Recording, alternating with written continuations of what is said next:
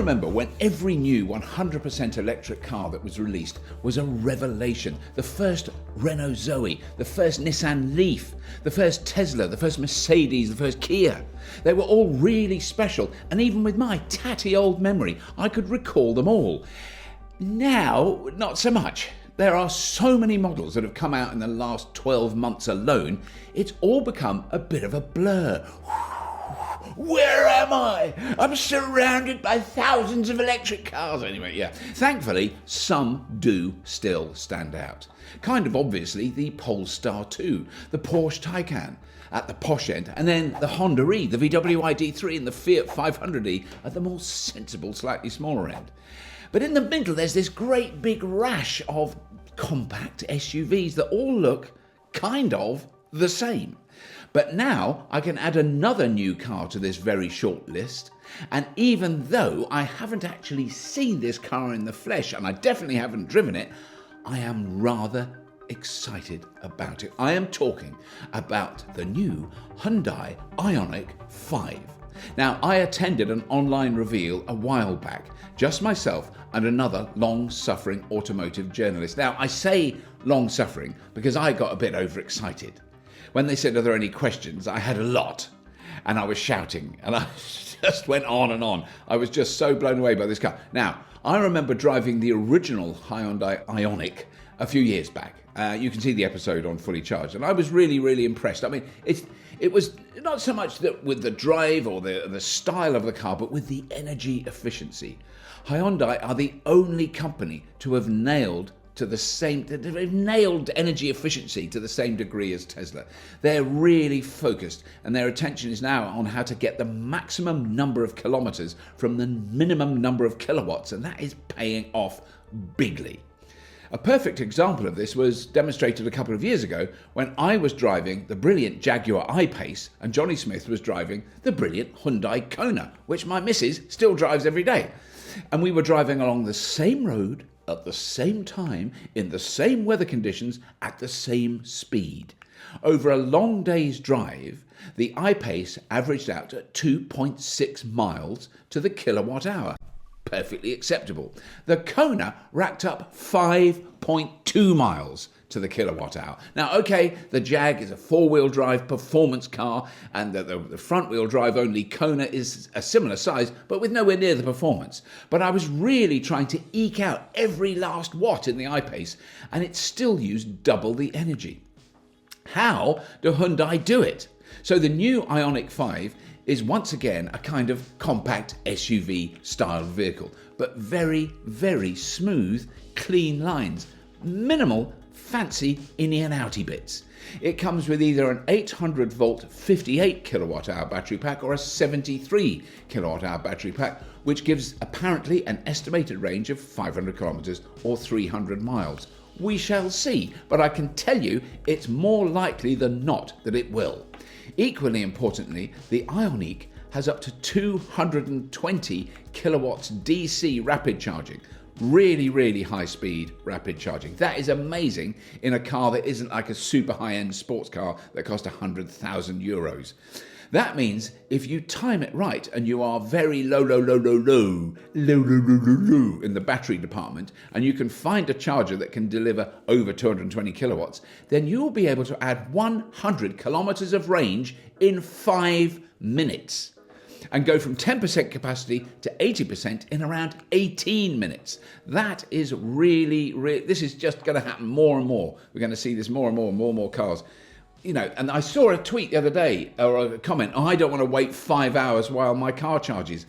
There's no other word to describe that statement other than stupid ignorance. That's all. But of course it's deliberate stupid ignorance because he was a troll. And something else that really intrigued me that Hyundai have done, it's called vehicle to load. I've heard of vehicle to grid and vehicle to house, but I've never heard of vehicle to load. Well, the Ioniq 5 comes with plug sockets, one exterior, one interior, so you can run things from the car just like you would in your home. Outdoor lighting, a kettle, electric barbecue, power tools. I mean, if you were camping somewhere, maybe a little fridge or an electric cooker. So cute. You don't have to have a fire when you're camping. You can heat your food on a little electric cooker. Very nice. Anything that runs off a domestic plug can also run off this car, which also means you could charge another car. In fact, the engineers at Hyundai mentioned this. Say you're meeting a pal for a socially distanced walk and their car is an early model Leaf. I know how this feels. I've got an early model Leaf. And you've got well over 200 miles range left in your Ioniq 5 and you're only 50 miles from home. And they've got 15 miles left in their range and they've got to go long, long way. Let's not even talk about it. So you could trickle charge the Leaf while you're walking. You could plug the two cars in. Now, this is not, and I did ask, this is not a vehicle to grid or house system. It is just 110 to 240 volt system, just like a domestic plug. But they did explain that they're looking at a V2G system in future iterations. Anyway, back to the car. I think it's fair to say the interior of the Kona, which we've been driving the last couple of years, is a little bit 2005. It's fine. It's perfectly functional. It's got a lot of plastic buttons, a lot of knobs and things. It's got quite a good screen. And the heads-up display is really, really good. It works in all light conditions. It's very, very useful. I'm very impressed with that. But generally speaking, it's a little bit dated. The interior of the Ioniq 5 looks really nice. It comes with a 12.5-inch touchscreen and a very nicely designed fascia. And here's the thing I really loved. They really showed this a lot. Very, very slim driver and passenger seats. You know, because often the car seats are getting thicker and thicker and they do all these things like massage you and water heated and all that. These are thin, very, very slimline seats. And they look like they free up a lot of room in the back. The back looks really roomy for a car this size. It has a completely flat floor. And this is a feature I rather like. The central console between the driver and the passenger, so where you put your elbow, depending which seat you're sitting in, that can move right forward or right back. Nice. It looks like a very roomy and comfortable interior. It has 540 litres of boot space and 1,600 with the rear seats down. Flat, they go nice and flat. And it has storage space under the clamshell bonnet or hood. Yes, a frunk or a fruit front boot, as no one says in the British Isles. And of course, the favourite thing with many car makers are the materials that are inside the vehicle, and they are made mainly from recycled plastic bottles, including the material on the seats. Now, it is a fashion thing, a mild greenwashing trend, but if they really are using plastic bottles to make something useful, I think that's a good thing. So, obviously, I cannot wait to try one. I'm really excited about this car. We will definitely see it this year, but as with so much, everything is being a little bit delayed. And like many other manufacturers, Hyundai have developed a battery and drivetrain skateboard that they are using in many of their other upcoming electric vehicles.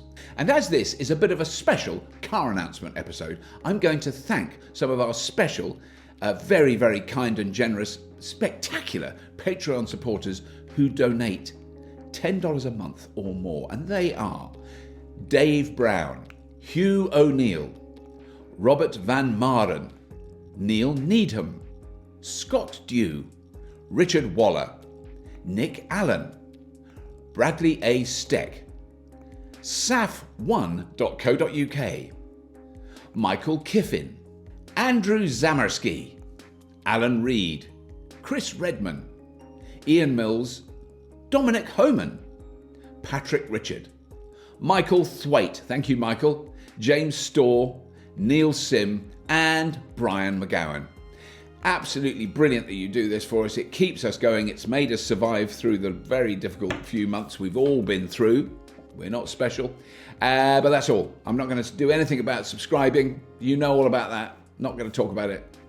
Or the bell. I'm not going to mention the bell. I'm not going to mention have a look at the Patreon link or maybe even the YouTube membership. None of that is going to be mentioned this week. That's all. As always, if you have been, thank you for watching.